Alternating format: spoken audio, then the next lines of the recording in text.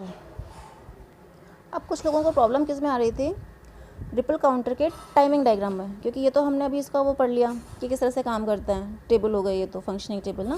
फिर इसका timing diagram बनाना होता है, टाइमिंग डायग्राम। तो जिन्होंने सेल्फ स्टडी किया था, जिन्होंने पढ़ा, उन्होंने मुझसे पूछा मैम टाइमिंग डायग्राम में प्रॉब्लम आ रही है। तो टाइमिंग डायग्राम मैं आपको बता देती हूँ किस तरह से करना है। ये क्लॉक है, ठीक है। क्लॉक पल्स तो इस तरह से होती है सिंपली,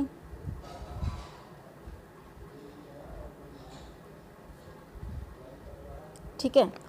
तो ये तो हो गई क्लॉक पल्स। ये हमने क्या किया है, ये हमने जहाँ जहाँ ट्रांजिशन हो रहा है ना क्लॉक के बीच में, जैसे ये 0 से 1 हो रहा है, फिर ये 1 से 0 हो रहा है, तो जो ट्रांजिशन हो उसको एक्सटेंड कर दिया, डॉटेड डॉटेड लाइन कर दिया, हेल्पफुल रहेगा हमारे लिए। किस तरह से, देखो ये है आपकी 0th क्लॉक पल्स, ये फर्स्ट क्लॉक पल्स है, ये सेकंड है, ये थर्ड है, fourth, fifth, sixth, seventh, eighth, ठीक है।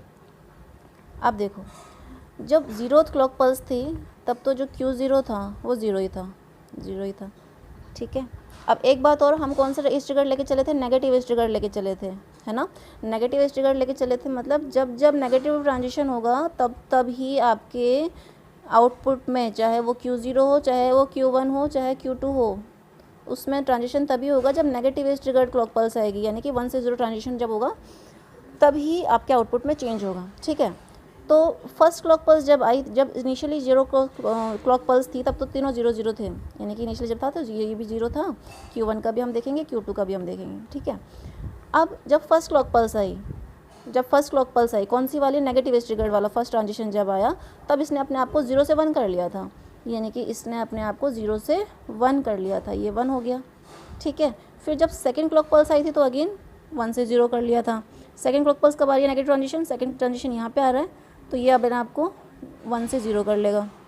फिर थर्ड ट्रांजिशन में भी अपने आप को ये 0 से 1 करेगा, तो ये थर्ड ट्रांजिशन में 1 से 0।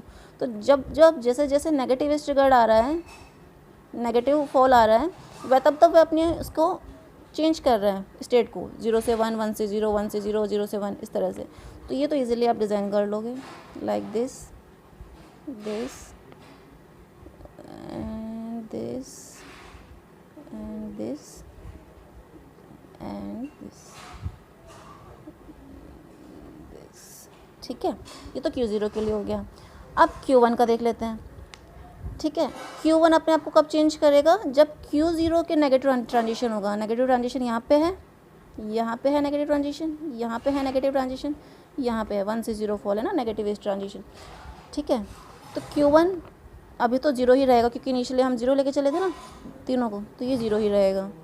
जैसे ही नेगेटिव फॉल आएगा वैसे ही अपने आप में चेंज करेगा, ठीक है।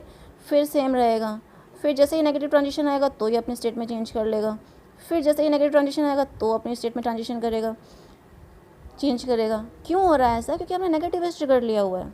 तो जैसे ही क्लॉक पल्स या आउटपुट 1 से 0 जाएगा, वैसे ही उसके कोरस्पॉन्डिंग नेक्स्ट फ्लिप फ्लॉप अपने स्टेट को चेंज करेगा, क्योंकि JK जो हम लेके चले हैं वो 1 1 लेके चले हैं ना, तो उसका जो आउटपुट होता है Q1 + 1 नेक्स्ट वैल्यू, वो प्रीवियस वैल्यू की बार होती है इस कंडीशन में। तो प्रीवियस वैल्यू क्या है, प्रीवियस वैल्यू ये है। फिर जब 1 1 है और नेगेटिव ट्रांजिशन है, सारी कंडीशन फेवरेबल हैं, तो ये अपनी प्रीवियस वाले का अपोजिट कर लेगा। अब ये प्रीवियस बन चुका है, अब ये अपनी प्रीवियस वाले का अपोजिट, यानी कि दिस, लाइक दिस। तो इस तरह से ये सब कुछ हो रहा है, ठीक है ना। तो ये Q1 आ गया। अब Q2 के अंदर क्या होगा, अभी तो ये 0 0 0 ही रहेगा, ठीक है। फिर जैसे ही Q1 का नेगेटिव ट्रांजिशन आएगा, ये अपनी स्टेट चेंज कर लेगा। फिर जैसे ही नेगेटिव ट्रांजिशन आएगा, ये चेंज कर लेगा अपने आप को, ठीक है। तो इस तरह से टाइमिंग डायग्राम बनाते हैं, कोई दिक्कत नहीं है, इसकी हेल्प से बना सकते हो, ठीक है। अगर आपको ये नहीं बनाना आ रहा है ना कि नेगेटिव ट्रांजिशन पे, हर ट्रांजिशन पे चेंज करना, इस तरह से नहीं हो रहा, तो आप टेबल की हेल्प से बना सकते हो कि जैसे Q0 है, ये हर एक T क्लॉक के बाद, क्योंकि एक क्लॉक पल्स का टाइम पीरियड कितना है, ये पॉजिटिव और ये नेगेटिव, तो ये एक क्लॉक पल्स यहाँ से यहाँ तक का टाइम कितना है, T क्लॉक, तो ये हर एक T क्लॉक के बाद अपने आप को चेंज कर रहा है, कौन, Q0। तो हर एक T क्लॉक के बाद इसको चेंज कर दो, ठीक है। 0 से 1, 1 से 0, 0 से 1, 1 से 0, और ये क्या कर रहा है, 0 0 1 1।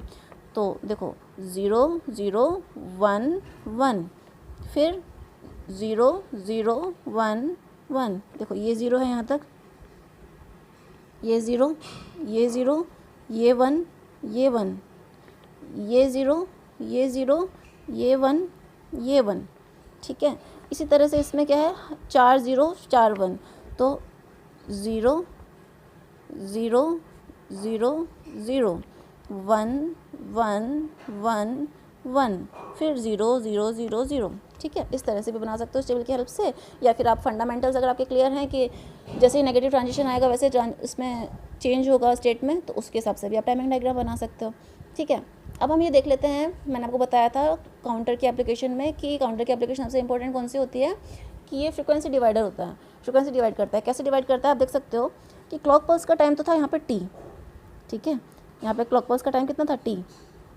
अब यहाँ पे देखो इसका टाइम अगर हम देखें तो ये टाइम बढ़ गया ना, टी क्या होता है इन्वर्सली प्रोपोर्शनल टू एफ होता है। ठीक है, ये टाइम इंक्रीज़ हो गया। इसका अगर हम देखें तो ये भी टाइम इंक्रीज़ हो गया है, और इसमें अगर हम देखें तो कंपैरेटिवली ये टाइम तो बहुत ही ज़्यादा इंक्रीज़ हो गया, क्योंकि यहाँ से 0 था फिर यहाँ पे आने में वापस 0, तो ये पूरा टाइम। ठीक है, तो जैसे जैसे Q0 से Q1 से Q2 पे आ रहे हैं वैसे वैसे इनका टाइम पीरियड बढ़ रहा है, टाइम पीरियड बढ़ रहा है तो फ्रिक्वेंसी डिक्रीज़ हो रही है। ठीक है ना, जैसे लेट सपोज हम कहें कि जो टी क्लॉक था ये टी था, टी क्लॉक क्या था टी था, यहाँ से लेके यहाँ तक, यानी कि यहाँ से लेके यहाँ तक टी क्लॉक पल्स था। ये टी क्लॉक पल्स है, जबकि इस केस में ये तो टी था ही और ये भी टी है, तो 2t टाइम हो गया इसके अंदर। और ये 2t हो गया तो ये 4t हो गया, ये 4t हो गया तो 8t हो गया, है ना। और 8t होना भी चाहिए क्योंकि अकॉर्डिंग टू फॉर्मूला क्या था t इक्वल क्या था फॉर्मूला, जो फ्रिक्वेंसी होती है आउटपुट फ्रिक्वेंसी वो होती है f/2n मोड के बराबर। और हमने कितना यूज़ किया है यहाँ पे 3 फ्लिप फ्लॉप यूज़ किए हैं, तो मोड कितने होते हैं 2⁻3 8 मोड्स, तो ये कितना हो गया f/8, क्योंकि टाइम क्या हो गया 8t हो गया। टाइम अगर t से 8t हुआ है तो फ्रिक्वेंसी f से f/8 होगी, जो कि होनी भी चाहिए, तभी तो हमने ये फॉर्मूला डिराइव किया था कि जो आपका फ्लिप फ्लॉप जो आपका काउंटर है वो फ्रिक्वेंसी डिवाइड करता है आउटपुट में। और किस तरह से डिवाइड करता है इस फॉर्मूले के अकॉर्डिंग f/2n, जो कि यहाँ से प्रूफ भी हो गया। तो ये टाइमिंग डायग्राम आई होप आपको समझ में आ गया होगा। अगर और भी डाउट है तो आप पूछ लीजिएगा।